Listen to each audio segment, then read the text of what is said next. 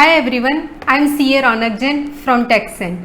TechSen एक income tax return filing and online consultancy का platform है। आज के सेशन में हम कुछ ऐसे 5 पॉइंट बहुत इम्पॉर्टेंट हैं सैलरीड इंडिविजुअल के पॉइंट ऑफ व्यू से, जो उनको रिटर्न फाइल करते वक्त वो खुद करें तब भी या किसी कंसल्टेंट या सीए के थ्रू करवाएं तब भी उनको ध्यान रखने चाहिए।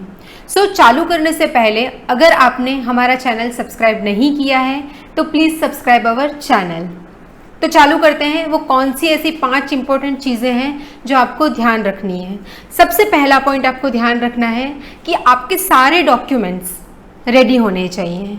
वाई रेडी होने चाहिए? रेडी इसलिए होने चाहिए क्योंकि आप जब रिटर्न फाइल करने बैठोगे और एक एक डॉक्यूमेंट ढूंढोगे तो आपका काम पूरा बिट्स एंड पीसेज में बट जाएगा, जिसकी वजह से आप उसको ख़त्म नहीं कर पाओगे वन शॉट में, और फिर वो आधी बार याद भी नहीं रहता है क्या कंसीडर किया क्या नहीं किया, क्योंकि फॉर्म्स ऑलरेडी इतने बड़े बड़े हैं। तो इससे अच्छा है कि जो बेसिक डॉक्यूमेंट्स हैं वो आपको पहले ही सारे कंपाइल कर लेने चाहिए जब आप रिटर्न फाइल करने बैठ रहे हैं या किसी और को देने जा रहे हैं। जितने भी डॉक्यूमेंट चाहिए वो सारे आपको डिस्क्रिप्शन बॉक्स में उनकी डिटेल मिल जाएगी। सेकेंड पॉइंट, बहुत इंपॉर्टेंट पॉइंट जो आपको ध्यान रखना है वो है चूजिंग ITR फॉर्म। देखिए आज की तारीख में हमारे पास में 7 ITR फॉर्म्स हैं, ठीक है। सबका अपना अपना क्राइटेरिया और अपने अपने पैरामीटर्स हैं, बेस्ड ऑन आपका सोर्स ऑफ इनकम क्या है, क्वांटम ऑफ इनकम क्या है, आपका रेजिडेंशियल स्टेटस क्या है, आपका स्टेटस क्या है, आप इंडिविजुअल हो, HUF हो।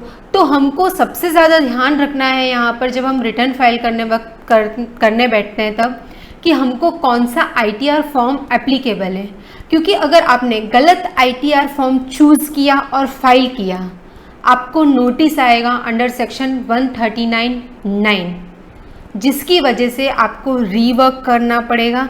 अगेन आपको करेक्ट ITR तो फिर भी चूज़ करना ही है। उससे अच्छा है कि हम पहली बार में ही करेक्ट ITR चूज़ करें और उसको फाइल करें, अदरवाइज़ आपको वापस से रीवर्क करके रिवाइज करके करेक्ट ITR फाइल करना पड़ेगा।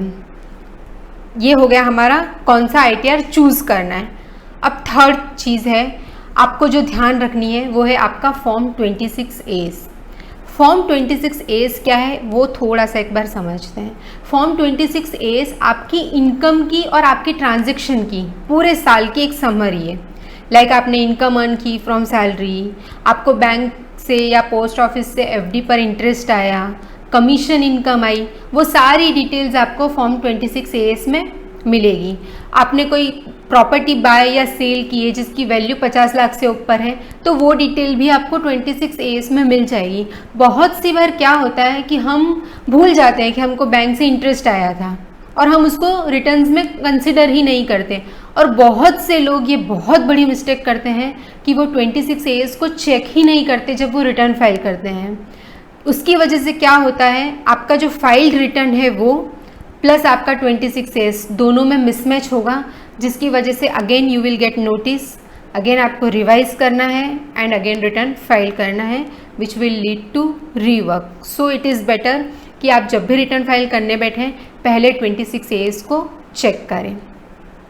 फोर्थ पॉइंट आपको जो ध्यान रखने जैसी चीज़ है वो है आपके जितने भी अलाउंसेस हैं, इन्वेस्टमेंट हैं, उनके exemption and deductions properly claim किए हैं या नहीं किए हैं। फॉर एग्जांपल आपकी सैलरी में एक कंपोनेंट है HRA, आपने रेंट रिसिट्स भी आपके ऑफिस में जमा करवा दिए हैं, लेकिन कुछ केसेस में ऐसा होता है कि जो HRA का एग्जेम्पशन है उसका कैलकुलेशन प्रॉपरली नहीं हुआ।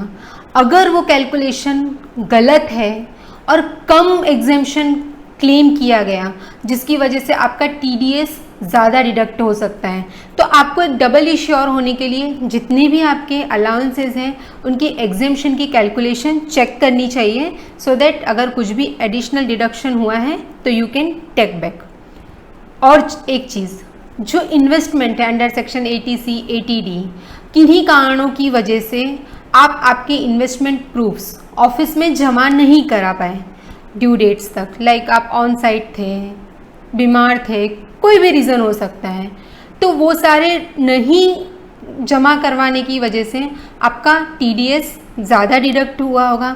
सो this is the last chance where you can claim your जितने भी डिडक्शंस हैं, सो दैट जितना एडिशनल TDS डिडक्ट हुआ है और non taking into consideration this things, आप उसको एज अ रिफंड ले सकते हैं। तो आपको आपके फॉर्म 16 को पूरा थरोली चेक कर लेना चाहिए कि ये सारे डिडक्शंस वहाँ पर क्लेम किए हुए हैं या नहीं हैं।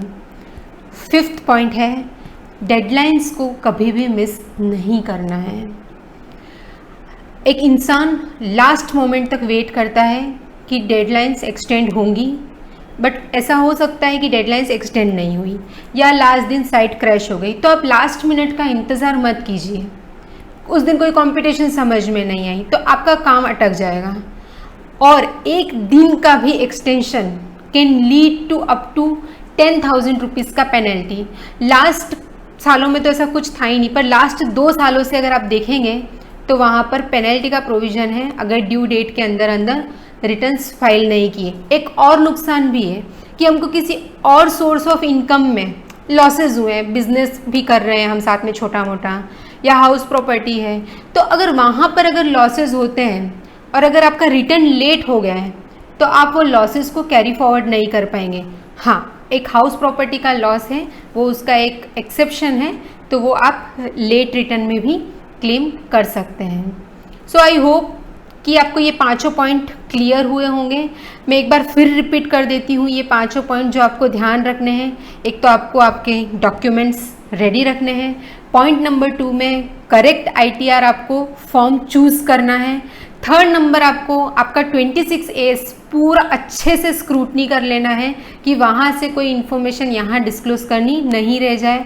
4th आपको ध्यान रखना है आपके जितने भी एग्जेम्पशंस हैं, अलाउंसेस के और डिडक्शंस हैं इन्वेस्टमेंट के, वो प्रॉपरली क्लेम किए हैं या नहीं किए हैं। और 5th है कि कोई डेडलाइन मिस नहीं हो, रिटर्न आपका ड्यू डेट के पहले पहले फाइल हो जाए। I hope this session is helpful to you, और आप ध्यान रखेंगे जब आप रिटर्न फाइल करेंगे सो उससे क्या होगा, आपका रिटर्न एक तो स्मूथली फाइल हो जाएगा और प्रोसेस हो जाएगा। और अगर आपको टैक्सेशन, इनकम टैक्स रिटर्न से रिलेटेड कोई भी प्रॉब्लम है या कोई भी क्वेरी है, please write us in our comment section. Will be happy to help you. Thank you so much.